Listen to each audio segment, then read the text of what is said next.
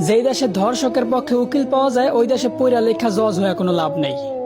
মুসলমানদের দেশে নেতা হইয়া যদি আলেমদেরকেই বন্দি করে রাখতে হয়, ওই দেশের রাজনীতি করে নেতা হইলে জনগণের জন্য কোনো ফায়দা নেই। ৯৫% মুসলমানের দেশে যদি মুসলমানদের কষ্টগুলাই তুলে ধরা না যায়, ওই দেশে নামি দামি সাংবাদিক হইয়াও কোনো লাভ নেই। বলি জাকাত না দিয়া সুদ খাইতে খাইতে দেশটারে করছো ছারখার।